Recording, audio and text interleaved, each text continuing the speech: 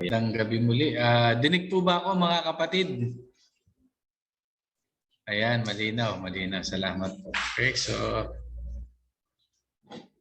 sa gabing ito po ay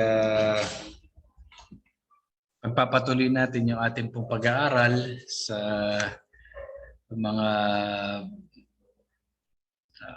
aklat ng awit. Ating serye, Devotions in the Book of Psalms. Okay, sa gabing ito ay nasa ikatlong serye na po tayo ng ating pong pag-aaral at hopefully malaking na itutulong nito sa ating pong spiritual growth and spiritual maturity. Okay. For tonight ay ang ating pong lesson ay kukunin natin mula sa Psalm 15, yung buong chapter po ng Psalm 15. Anyways, limala naman ang verses po noon. At ang title nito ay Who Will Dwell with God in His Kingdom Forever? Sino ang mananahan kasama ng Diyos sa kanyang kaharian magpakailanman? At nariyan po yung ating pag-aaralan, the citizen of the heavenly kingdom or the kingdom citizen. Okay. So let me just share with you yung Psalm 15. Basahin ko lamang po sa inyo ang nilalaman ng awit 15, ang awit ni David. Psalm 15, verses 1 to 5, ganito po pagkakasabi, Lord, who may dwell in your sacred tent, who may live on your holy mountain, the one whose walk is blameless, who does what is righteous, who speaks the truth from their heart, whose tongue utters no slander, who does no wrong to a neighbor, and casts no slur on others, who despise a vile person but honors those who fear the Lord, who keeps an oath even when it hurts and does not change their mind, who lends money to the poor without interest, who does not accept a bribe against the innocent. Whoever does these things will never be shaken. Purihin po ang pagkakabasa ng salita ng Diyos. At tayo po ay tutuloy na sa ating pong pag-aaral sa gabing ito. Okay, ang awit po na ito, ang Psalm 15, ay maiksi lamang. Subalit kahanga-hanga. In a way, kung paano nito inilarawan o dinescribe ang tunay na magiging mamamayan o citizen ng Zion o ng Holy City. Kahanga-hanga rin kung paano inilarawan kung sino ang maglalakbay sa City of God, kung saan itong mga manlalakbay na ito ay maninirahan doon kasama ng makapangyarihang Diyos magpakailanman. Kung atin pong oobserbahan mga kapatid, ang Salmo ay nakatuon po more on the moral area kaysa dun sa evangelical. Ano ibig sabihin nun? Ibig sabihin po nun, mas nakasentro sa kung ano o ang isang mamamayan sa kalangitan, doon po nakasentro ano yung isang mamamayan ng kalangitan kaysa doon sa paano at ano ang daan para maging heavenly citizen. At dito po sa unang talata pa lamang, mapapansin na natin yung dalawang katanungan. Yung katanungan ni David. Ano ang kaibahan at kahalagahan ng sanctuary o yung sacred tent at yung holy mountain? Kung titingnan natin sa kanyang katanungan, parang mayroon siyang gustong malaman, ano ba yung significance? Ano ba yung difference between the sacred tent and holy mountain? No? Ito ba ay nabanggit o may reference sa present church sa panahon ngayon? Ito ba ay sumasalamin doon sa tabernacle at sa universal church? Ano nga ba? No? Bago pa man tayo po, mga kapatid, bago natin pag-usapan to, alam natin no, na bago tayo makarating sa langit, ano ang kinakailangan? Di ba kinakailangan na maging bahagi ka muna ng katawan ng Panginoon? Maging parte ka ng tunay na church ng Diyos dito sa lupa. Of course, alam na natin na yung ikaw ay na-elect. At nandoon na po yun. No? Kasama na doon yung katotohanan na ikaw ay elect at higit sa lahat, kinakailangan kapag ikaw ay elect ay alam mo na ikaw ay parte at bahagi ng katawan ng Panginoon. Kaya dito tinatanong ni King David, Lord, sino yung nabibilang sa tunay na iglesia o yung tunay na church ng Panginoon o ng ating Panginoon dito sa lupa? At sino yung gusto niyang malaman, sino yung maglalakbay doon sa patungo doon sa Heavenly City o yung Holy City? No? Parang sinasabi dito ni King David, Lord, pakilarawan mo naman, paki-describe mo nga sa akin kung sino-sino to. No? Ano yung description nitong mga maglalakad na ito, maglalakbay na ito sa iyong Holy City at mananahan sa iyong heavenly place. Kasama ka. At dito nga po, no, mismong si David na rin na nagsabi mula sa verses 2 hanggang 5, yung larawan o description ng mga tao na binigyan ng Diyos ng pribilehiyo na makapaglakbay papunta o patungo sa kanyang Holy City. At hindi lamang binigyan ng pribilehiyo na makapaglakbay papunta doon, kundi binigyan din ng Diyos ng opportunity and privilege na manahan doon kasama siya magpakailanman. So sa gabing ito, titingnan po natin at ikukumpara natin at ating susubukin sa ating mga sarili. Sa kung sino ba, no? Ano yung pamantayan ng Diyos? Ano yung idea ng Diyos ng isang Christian life, ng isang Kristiyanong pamumuhay? At dito po titingnan natin sa gabing ito. At sasagutin natin yung katanungan na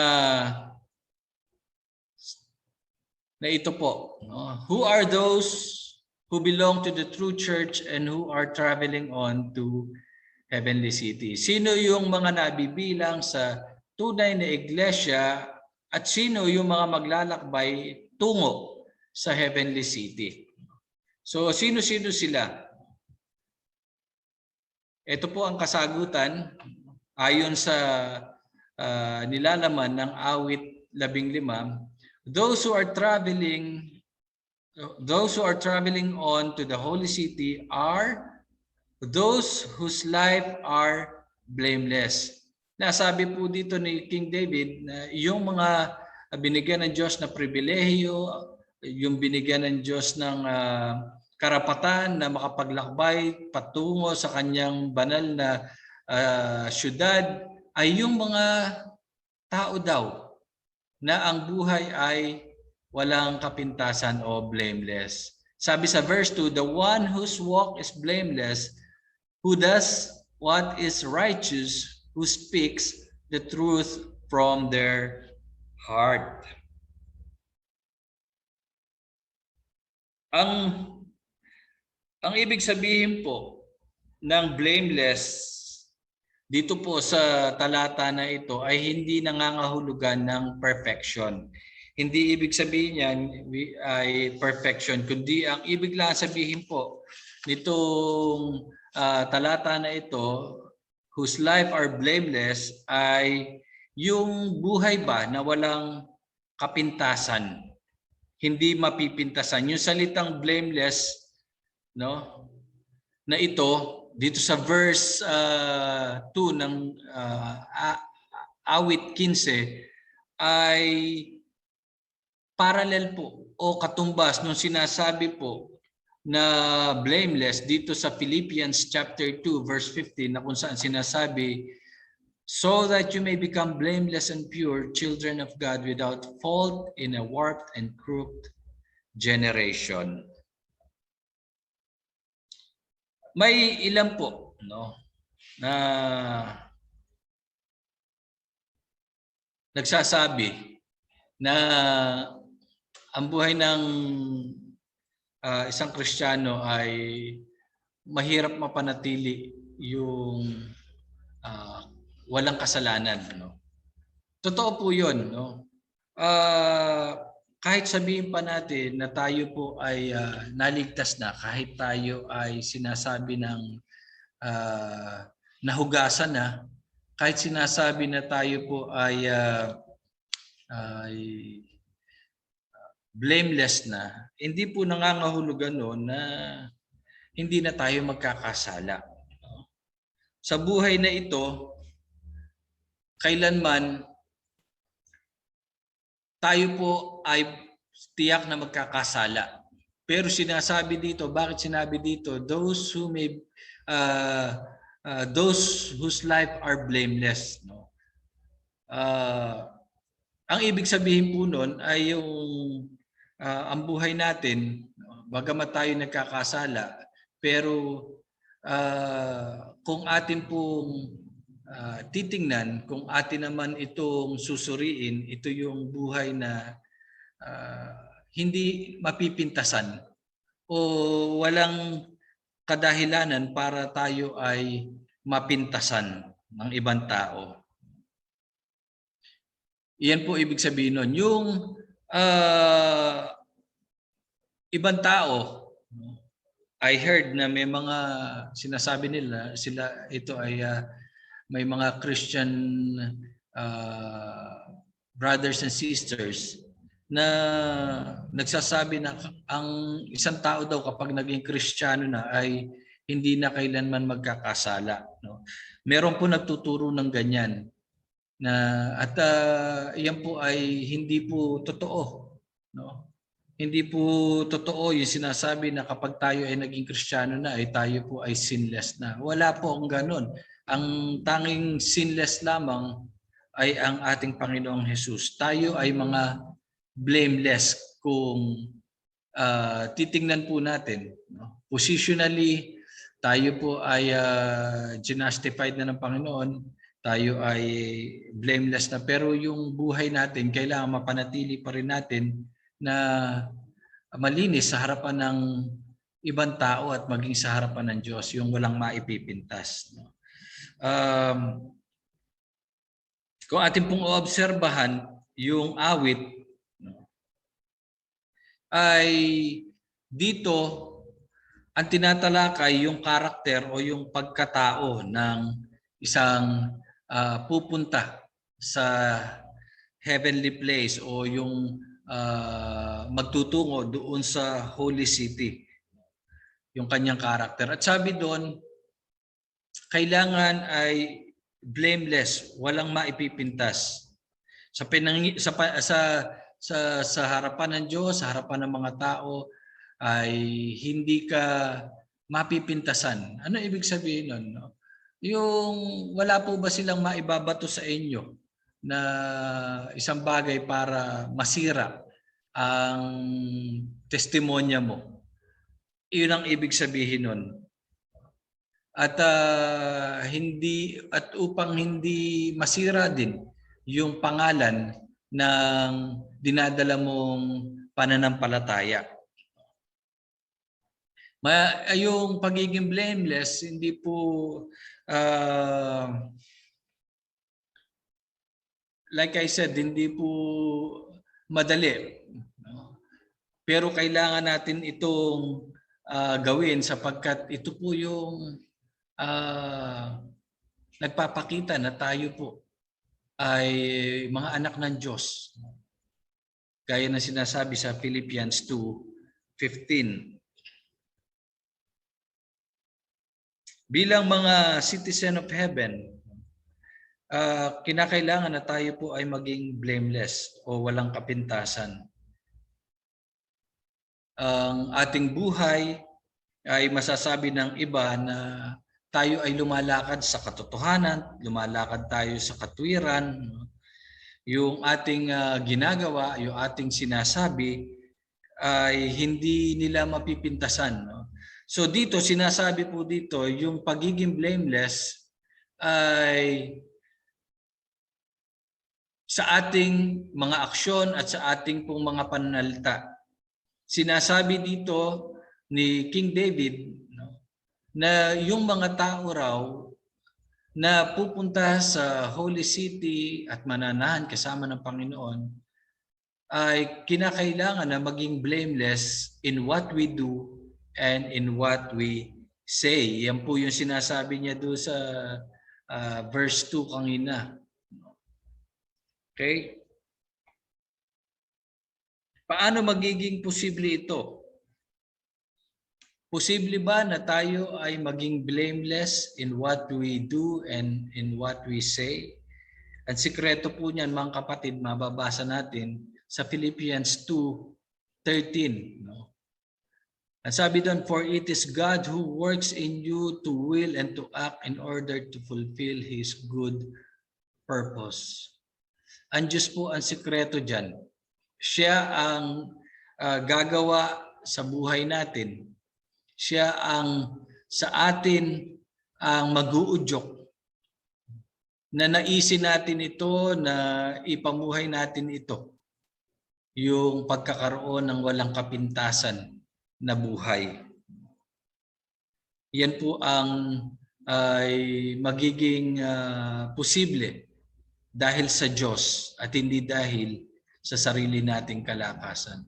So sa unang kasagutan, sino nga yung mga nabibilang sa tunay na iglesia at sino yung mga magtutungo sa heavenly city? Those who are traveling on to the holy city are those whose life are blameless. Walang kapintasan. Kung titingnan natin ang buhay natin, kung sasalaminin po natin ang buhay natin ngayon, tayo ba ay masasabi natin ba na wala tayong kapintasan ang buhay natin ngayon? Na ang mga nasa paligid ba natin ay walang nasasabi sa atin na masama o wala silang maibabato sa atin na pintas? Sana ganun nga po yung maging kondisyon. No? Sana nga yun yung nakikita sa atin. No? Kapag nakita tayo, ay nakikita nila ang Diyos dahil walang kapintasan. No, wala silang maipipintas sa ating pamumuhay, wala silang maipipintas sa ating pananalita. Okay? Pangalawa, sino yung mga nabibilang sa tunay na iglesia at sino yung mga maglalakbay patungo sa Holy City ng Panginoon? Sabi doon, those who are charitable to his neighbor. Sabi dun sa verse 3, whose tongue utters no slander, who does no wrong to a neighbor and casts no slur on others. Ang verse 3 po na ito ay mayroong pong parallel o kung ihambing natin ay ito ang sinasabi. Sa Mark chapter 12 verse 31, ang sabi doon, The second is this: love your neighbor as yourself. There is no commandment greater than this. Ang pag-ibig natin sa ating kapwa ay may kinalaman at nakikita sa kung paano tayo nagsasalita tungkol sa kanila at sa kung paano tayo tumutugon o paano tayo nakikitungo at nakikinig sa kanila. Ang pagmamahal natin sa ating kapwa ay may kinalaman sa ating ding pananalita at sa ating pong pakikinig. Ano ba ang sinasabi ng Scripture pagdating po sa ating pananalita? No? Ayon sa Bible, ang ideal person ng Diyos ay yung slow to speak and slow to hear anything harmful about another. Maingat at hindi padalos-dalos sa pagsasalita. Maingat at di padalos-dalos sa pakikinig sa mga masasakit at mapanirang puri ng ibang tao. Merong paalala po sa atin ng Diyos na nasusulat sa Leviticus 19:16. Ano sinasabi doon? Do not go about spreading slander among your people. Do not do anything that endangers your neighbor's life. I am the Lord.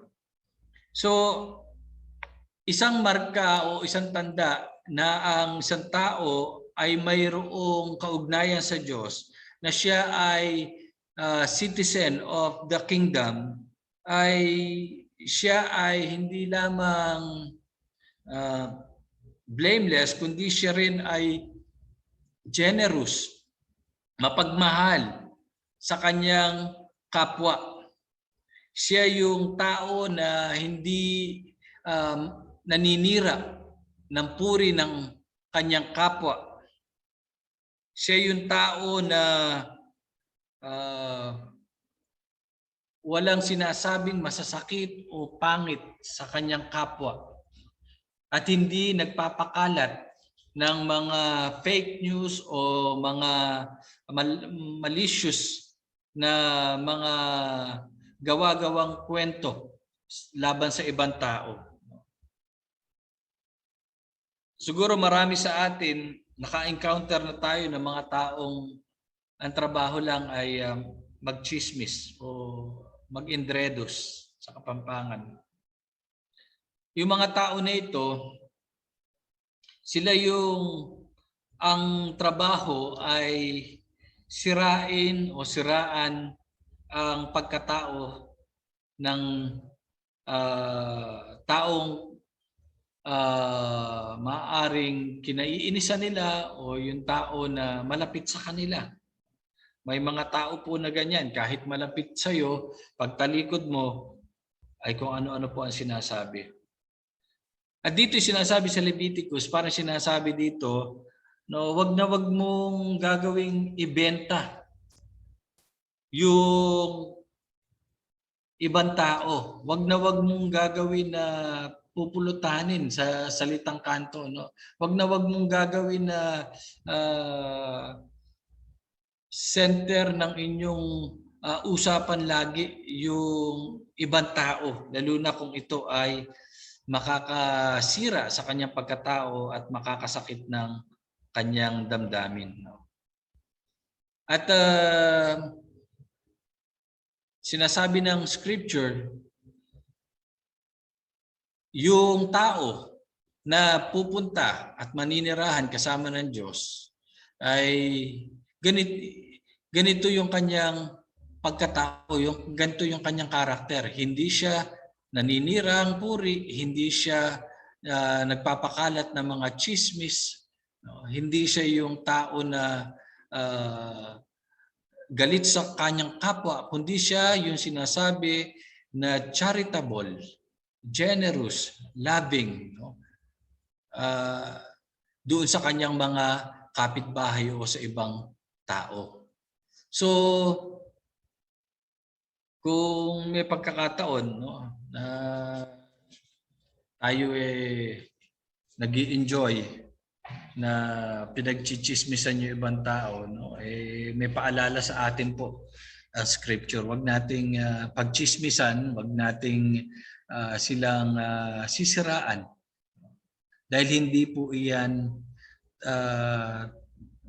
nagpapakita ng isang karakter ng isang taong mayroong relasyon sa Diyos. Hindi nagpapakita iyan ng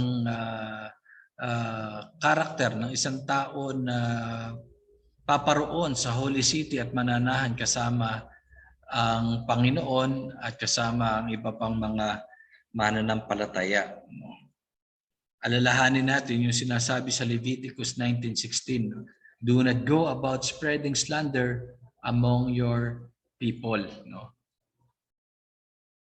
So, malinaw po na sinasabi ng scripture na yung pupunta at yung mananahan doon sa sacred tent o doon sa holy city ng Panginoon ay may katangian ng pagiging blameless at may katangian ng pagiging charitable sa kanyang kapwa-tao, sa kanyang neighbor. No? Ano pa yung sinasabi po doon sa verse 3, verse 4? Sabi doon, those who are traveling on to the holy city are those who are careful of his friendship. Sabi sa verse 4, who despise a vile person but honors those who fear the Lord. Sa unang bahagi ng talata, ang ika-4 na talata, ipinakikita ang dalawang larawan o description ng tamang makakasama o tamang companion. Mayroong negative at mayroong positive na company. Sa buhay na ito, tayo po ay napapaligiran lagi ng mga makamundo at mga ungodly people. Subalit, may babala sa atin na hindi tayo dapat maging palakiibigan o palasama doon sa mga ungodly and worldly people. Di tayo magiging totoo sa Diyos kung tayo po ay makikisama at makikibagay sa mga taong katulad na ito. Bakit? Dahil sinasabi po sa James 4:4, ano ang sinasabi doon? You adulterous people, don't you know that friendship with the world means enmity against God? Therefore, anyone who chooses to be a friend of the world becomes an enemy of God. Ang pakikipagkaibigan sa mundo o sa kasamaan ay hindi po kalugod-lugod sa Diyos. Ito ay kasuklam-suklam sa Diyos. At gaya nga na sinasabi po, no, sa Luke 16:13, hindi ka makapaglilingkod sa dalawang Panginoon o dalawang masters. No?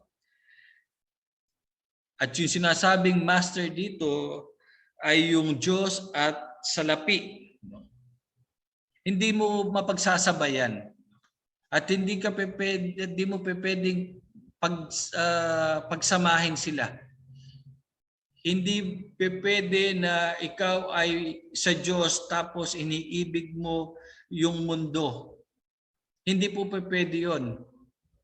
Hindi rin pwede na sasabihin mo ikaw ay iniibig mo ang Diyos tapos ay hindi mo naman mabitaw-bitawan ang mga ginagawa mong makamundo.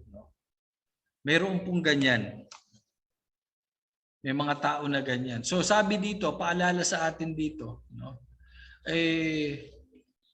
Huwag tayo makipagkaibigan sa mundo dahil iyan po ay hindi kalugod-lugod sa Diyos. Ang Diyos ay nagagalit sa ganyang pamamaraan o sa ganyang setup. Kailangan ay kung ikaw ay mananampalataya, kung ikaw ay sinasabi mong magiging citizen ng Kingdom of God, kinakailangan na hindi mo gugustuhin, hindi mo kakaibiganin ang mundo at tatalikuran mo ito. Ito ay kaaway ng kaharian ng Diyos. Ito ay kaaway ng Diyos, ang mundo. At hindi mo pwedeng pareho silang kaibigan. Pipili ka lamang ng isa.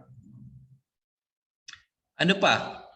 Sinasabi po dito, no? Those who are traveling on to the holy city are those whose word is His pledge. Sinasabi sa verse 4, no? Do sa last part, who keeps an oath even when it hurts and does not change their mind. Ito raw yung mga tao na pupunta sa Holy City. Yung mga tao na mayroong palabra de honor. Lagi niyang tinutupad, lagi niyang iniingatan ang kanyang mga salita at pangako. Ibig sabihin po nito, itong mga pupunta na ito, kasama na ito ay trustworthy o mapagkakatiwalaan. Kung yung sinasabi nga po dito sa verse 4b, no? Who keeps an oath even when it hurts and does not change their mind. Ano ang ibig sabihin nun? Ang ibig sabihin po nun, ang isang mamamayan ng langit ay mayroong word of honor o palabra de honor. Kung sakali man na magbitaw siya ng salita o pangako at matuklasan niya na ito pala ay disadvantageous sa kanya, ma-realize niya sa bandang huli na ito pala ay hindi papabor sa kanya, no? Itong sinasabi na tao na ito ay hindi niya babaguhin ang kanyang salita, hindi niya babaguhin ang kanyang isip, hindi niya babaguhin ang kanyang desisyon kung hindi tatanggapin niya na maluwag ito. At iingatan niya na masira ang kanyang salita o ang kanyang kredibilidad. Ang ibig sabihin po nito, ang Diyos ang kanyang pinapahalagahan at pinaparangalan sa kanyang salita magpakailanman. Gaya nito yung sinasabi doon sa 1 Samuel 2 verse 30, no? Sabi doon, therefore the Lord, the God of Israel declares, I promised that members of your family would minister before me forever. But now the Lord declares, far be it from me. Those who honor me, I will honor, but those who despise me will be disdained. Ang Diyos ay pinapahalagahan niya yung kanyang pananalita, yung kanyang pangako, hindi siya nagbabago. At kung tayo ay anak ng Diyos, kung tayo ay mamamayan ng kaharian ng Diyos, inaasahan sa atin na tayo ay ganoon din. Na kapag tayo ay nagsalita o nangako, ang salita natin ay ating tutuparin at ating bibigyan ng karangalan. Atin itong bibigyan ng kahalagahan. Sa mga mamamayan ng langit, mahalaga ang word of yung word of truth. Mahalaga yung palabra de honor, mahalaga yung ang salita mo ay ino-honor mo.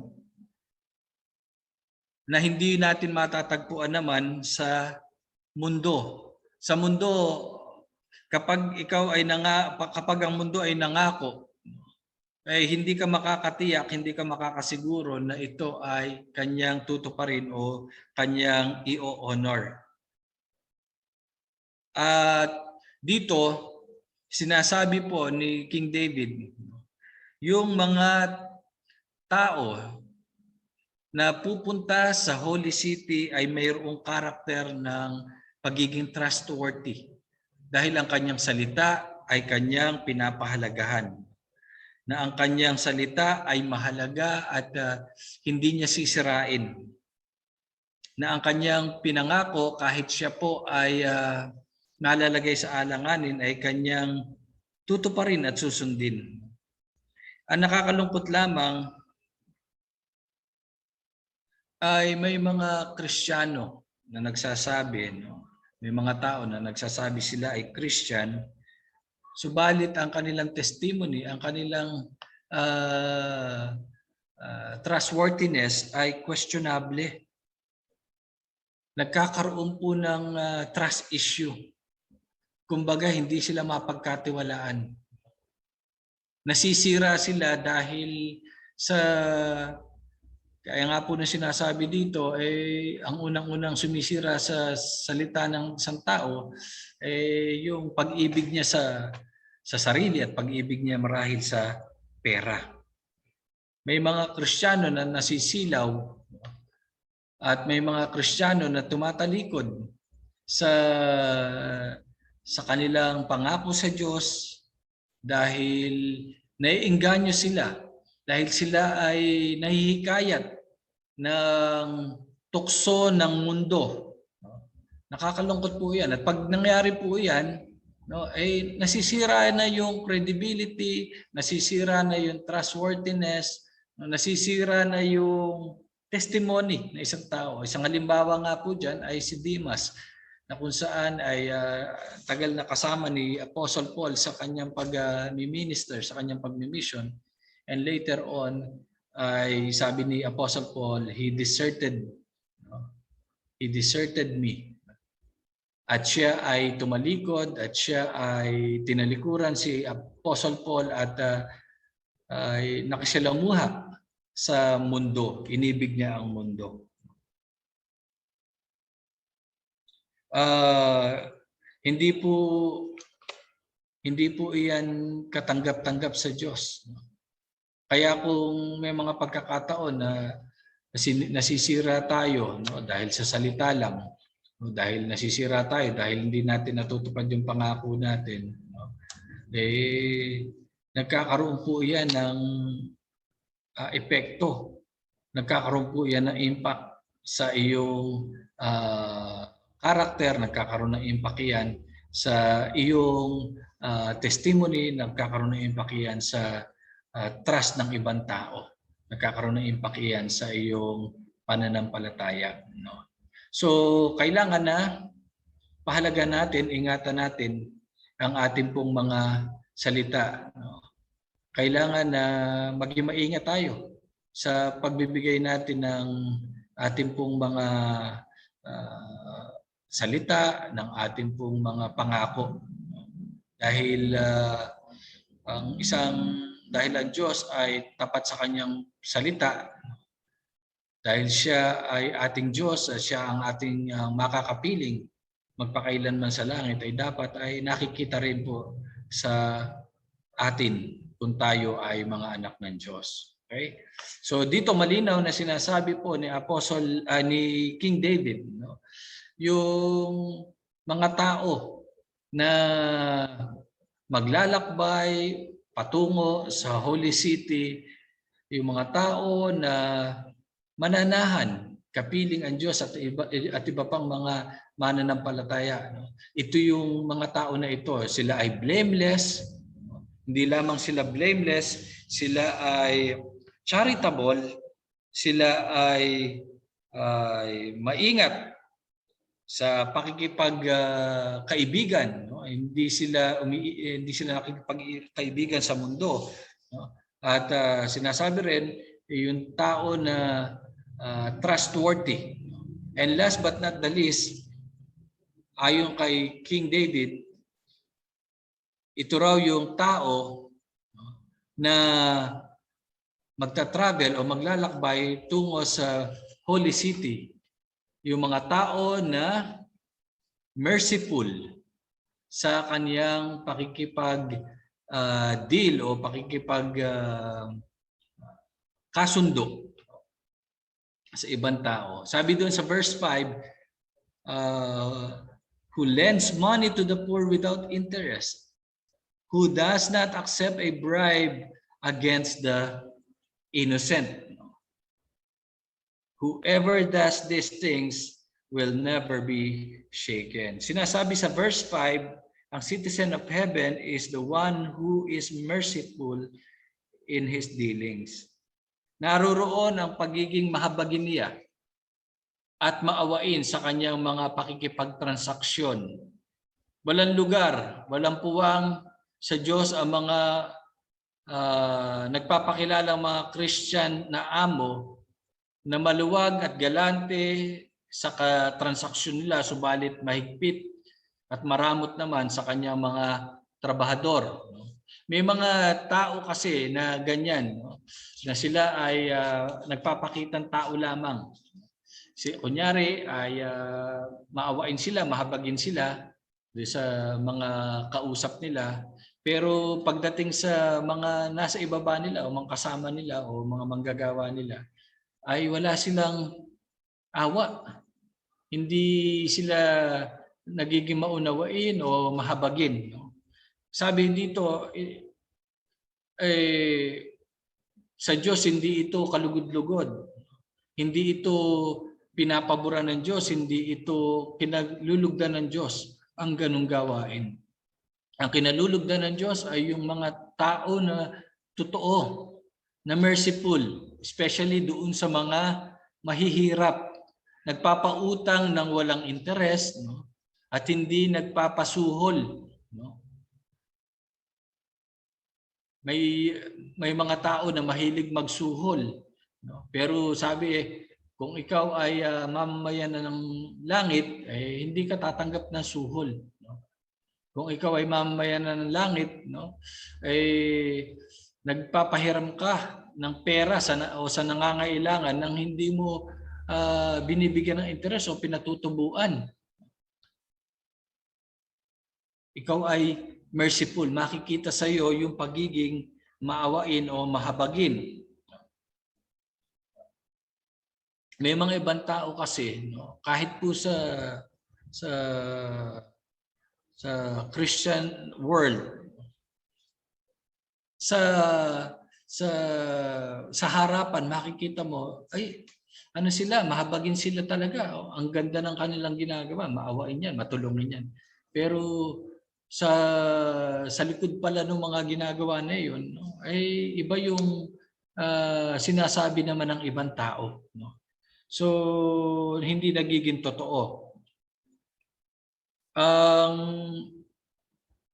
Ang isang tao na mayroong kaugnayan sa Diyos at mananahan, nakapiling ng Diyos sa kanyang Holy City, ay yung mga tao na mahabagin hindi lamang sa pakikipag-deal sa ibang tao, kundi mahabagin din, no? Hindi lamang sa mahihirap, kundi maging doon sa mga kapwa niya, no? Na katulad niya. Yung hindi siya yung tao na manggigipit, hindi siya yung tao na magte-take advantage doon sa sitwasyon, kundi kanyang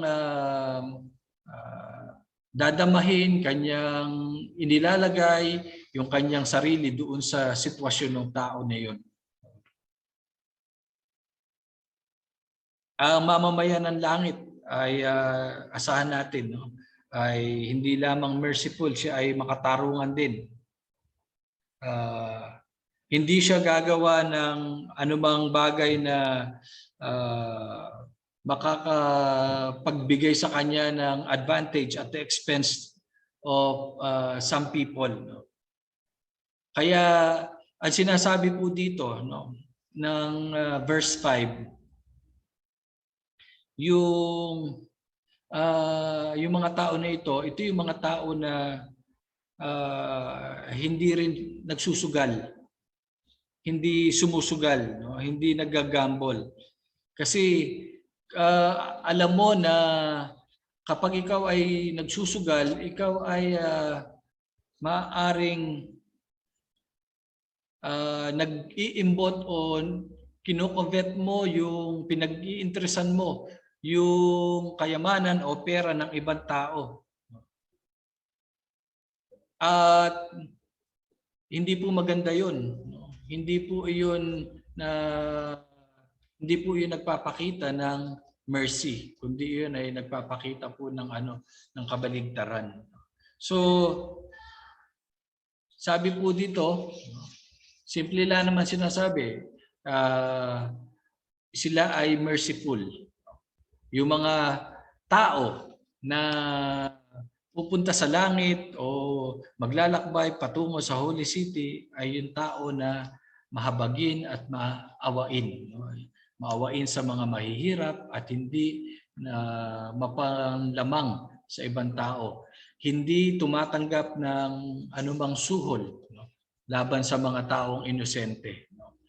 Yung hindi nababayaran, hindi makikipagsapalaran o hindi po ba ipo-forsake yung kabutihan ng mga taong inosente at mga helpless.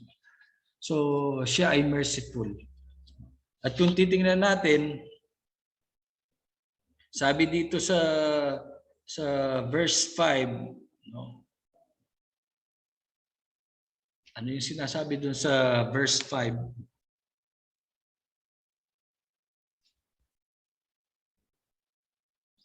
Basahin ko lang po. Whoever does these things will never be shaken. No? Parang sinasabi lang din sa 1 John 2:17, the world and its desires pass away, but whoever does the will of God lives forever. No? Malinaw po na ang idea at ang teaching sa atin ng Psalm 15 na hindi ito ang daan upang tayo ay maligtas, kundi ito ang daan kung paano ang isang tao na naligtas ay dapat na mamuhay. Kung tayo ay mga citizens of heaven, no, ay kailangan ito yung makikita sa atin. Tayo ay blameless. No? Ano pa? Tayo ay charitable, generous, loving. Tayo ay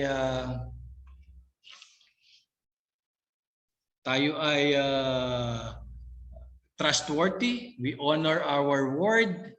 Tayo ay merciful. So, kung titingnan po natin ang ating mga sarili ngayon, kung sasaliminin natin ang ating sarili sa Psalm 15, no? Nakikita po ba natin yung mga karakter na iyan sa buhay natin? Ito ba ay nangyayari sa ating mga buhay? Ito ba ay naipapamuhay natin? May nasasabi ba ang ibang mga tao sa atin na hindi maganda o puro magaganda lamang at walang maipinta sa atin? May mga tao ba na nagsasabi na tayo ay nakikita nila ang Diyos sa buhay natin? May mga tao ba na nagsasabi na tayo ay mahabagin, tayo ay maibigin sa ating kapwa? May mga tao ba tayo na nakakasalumuha at nagbibigay ng testimony na tayo ay mapagkakatiwalaan? Ako po ay naniniwala na dito naman sa atin sa ABCC ay marami tayong mga kapatid na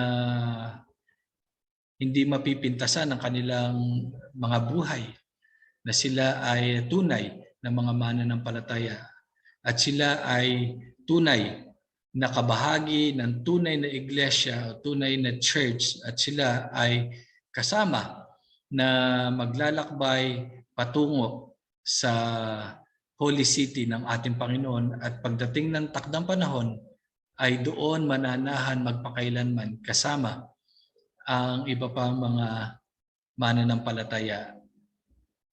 So, yan lamang po ang ating pong devotion sa gabing ito na hinango natin sa Psalm 15 verses 1 to 5.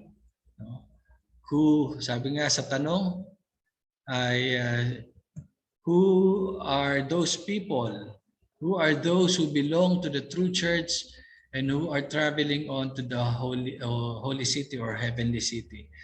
Yung lahat po ng mga nabanggit na mga may katangian na iyon ang mga tao na nabibilang sa tunay na iglesia ng Diyos at ang mga tao na kasama sa paglalakbay patungo sa Holy City ng ating Panginoon. Magandang gabi po sa inyong lahat and God bless everyone. Salamat po sa inyo.